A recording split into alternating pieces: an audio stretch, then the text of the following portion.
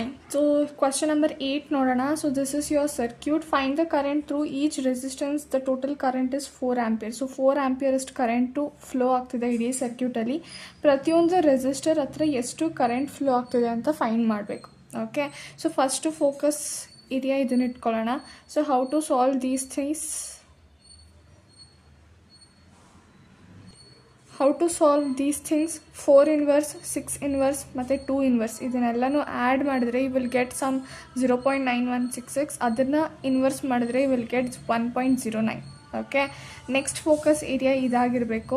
5 inverse ಮತ್ತು 7 ಇನ್ವರ್ಸ್ನ addition ಮಾಡಿದ್ರೆ ಯು ವಿಲ್ ಗೆಟ್ ಸಮ್ 0.3428. ಅದನ್ನು ಇನ್ವರ್ಸ್ ಮಾಡಿದ್ರೆ you will be getting 2.916. Okay, so ಅದನ್ನು ನಾನು ಹೀಗೆ ಬರ್ಕೋತೀನಿ. So this is 1 ohm. ಇದನ್ನು ಸಾಲ್ವ್ ಮಾಡಿ ಒಂದು ರೆಸಿಸ್ಟರ್ ಮಾಡ್ಕೊಂಡಿದ್ದೀನಿ. ಅಗೇನ್ 3 ಓಮ್ ಮತ್ತು ಇವೆರಡನ್ನು ಸಾಲ್ವ್ ಮಾಡಿ ಮತ್ತೆ ಒಂದು ರೆಸಿಸ್ಟರ್ ಬರ್ಕೋತೀನಿ. ಓಕೆ, ಸೊ 4 ಆಂಪಿಯರ್ಸ್ ಅಷ್ಟು ಕರೆಂಟ್ ಎಂಟರ್ ಆಗ್ತಿದೆ. 1 ಓಮ್ ಮತ್ತು ಇದು 3 ಓಮ್ ಆ್ಯಸ್ ಇಟ್ ಈಸ್ ಇರುತ್ತೆ. ಈ ಮೂರನ್ನು ಸಾಲ್ವ್ ಮಾಡಿದಾಗ ಬಂದಿದ್ದಂಥ ಆನ್ಸರ್ನ ನಾನು ಇಲ್ಲಿ ಬರ್ಕೋತೀನಿ. ಸಿಮಿಲರ್ಲಿ ಇಲ್ಲೂ ಕೂಡ. Okay, fine. ಸೊ ಈಗೆಲ್ಲ ಸೀರೀಸಲ್ಲಿ ಕನೆಕ್ಟ್ ಆಗಿದೆ. ಸೊ ಸೀರೀಸ್ ಕನೆಕ್ಟ್ ಆದರೆ ಏನು characteristic, voltage will be dropping ಅಲ್ವಾ. ಸೇಮ್ ವೋಲ್ಟೇಜ್ ಇರಲ್ಲ, ವೋಲ್ಟೇಜು ಡ್ರಾಪ್ ಆಗುತ್ತೆ. ಓಕೆ, ಸೊ ನನಗೆ ಕೇಳಿರೋದೇನು, current through each resistor. So current through 1 ohm ಎಷ್ಟಿದೆ, 4 ಆಂಪಿಯರೇ ಫ್ಲೋ ಆಗುತ್ತೆ ಅಲ್ವಾ, ಅಂದರೆ ಇಲ್ಲಿ. Similarly current through 3 ohm resistor, current through 3 ohm resistor ಅದು ಎಷ್ಟು, ಅದು ಕೂಡ 4 ಆಂಪಿಯರೇ. ಸೊ ಹಾಗಾಗಿ ಇವೆರಡಕ್ಕೆ V1 ಆ್ಯಂಡ್ V3 ಫೈಂಡ್ ಮಾಡೋ ಅವಶ್ಯಕತೆ ಇಲ್ಲ.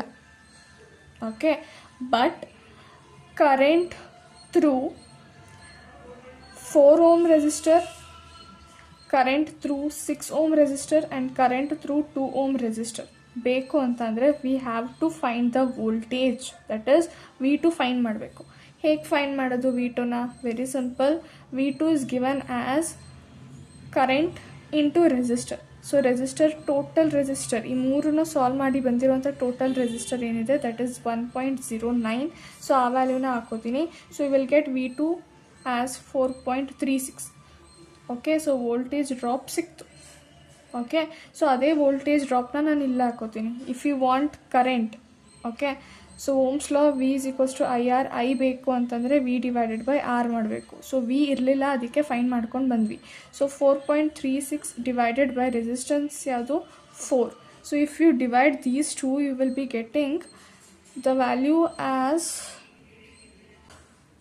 1.09. Similarly current through 6 ohm, okay, ಅದು ಬೇಕು ಅಂತಂದರೆ voltage 4.36 divided by the resistance, right? So 6, that is you will be getting 0.726. okay, similarly 4.36 divided by 2 ohms, that is you will be getting 2.18 something. okay, fine. Next, so current through 4 ohm, 6 ohm, 2 ohm find ಮಾಡಿದ್ವಿ. Similarly current through 5 ohm find ಮಾಡಬೇಕು. okay, current through 5 ohm, current through 7 ohm. Okay, so ಬೇಕು ಅಂತಂದರೆ voltage divided by the resistance, voltage divided by the resistance ಹಾಕಬೇಕು. But ಇಲ್ಲಿ voltage drop 4 ಇದೆ. So V4 find ಮಾಡಬೇಕು, right? So V4, how we will find out the V4 value? Very simple. ಇಲ್ಲಿ 4 ampere current ಬರ್ತಿದೆ. ಇವೆರಡನ್ನ solve ಮಾಡಿಬಿಟ್ಟು total ರೆಸಿಸ್ಟೆನ್ಸ್ನ ನಾವು find ಮಾಡಿಟ್ಟಿದ್ದೀವಿ. Just multiply those things. 4 into 2.916. So V4 value you will be getting 11.664. Okay, ಅದೇ ವ್ಯಾಲ್ಯೂಸ್ನ ಇಲ್ಲಿ ಹಾಕೋಬೇಕು. 11.664 divided by 5 and 11.664 divided by 7. Okay, so will get I5 value as 2.334 and I7 value as 1.66. okay, so this is the current through 1 ohm, 3 ohm, 4 ohm, 6 ohm, 2 ohm and 5 ohm, 7 ohm. okay, so very simple. first focus area ಇಲ್ಲಿ ಮಾಡ್ಕೊಂಡ್ವಿ, second focus area ಇಲ್ಲಿ ಮಾಡ್ಕೊಂಡ್ವಿ. Okay, ಈ ಮೂರನ್ನು solve ಮಾಡಿ ಒಂದು complete resistance ಪಡ್ಕೊಂಡ್ವಿ, ಇವೆರಡನ್ನ solve ಮಾಡಿ ಒಂದು ಕಂಪ್ಲೀಟ್ ರೆಸಿಸ್ಟೆನ್ಸ್ನ ಪಡ್ಕೊಂಡ್ವಿ. ಸೊ ಆಲ್ ದ ರೆಸಿಸ್ಟೆನ್ಸ್ನ ನಾವು ಸೀರೀಸ್ ಥರ ಇಮ್ಯಾಜಿನ್ ಮಾಡ್ಕೊಂಡ್ವಿ. Okay, so voltage drop V1 ಮತ್ತು V3 ಫೈಂಡ್ ಮಾಡೋ ಅವಶ್ಯಕತೆ ಇರಲಿಲ್ಲ, because we know that the 4 ampere current is flowing through 1 ampere and 3 ampere. ಅದಕ್ಕೆ ಅದನ್ನು ನಾವು ಫೈಂಡ್ ಮಾಡ್ಕೊಳ್ಳಿಲ್ಲ.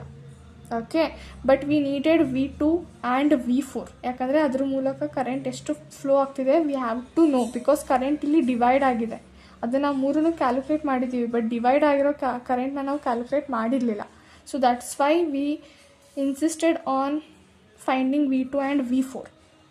ಓಕೆ, ಸೊ V2 V4 ಸಿಕ್ಕಿದ ತಕ್ಷಣ the voltage drop will be same across all the resistance.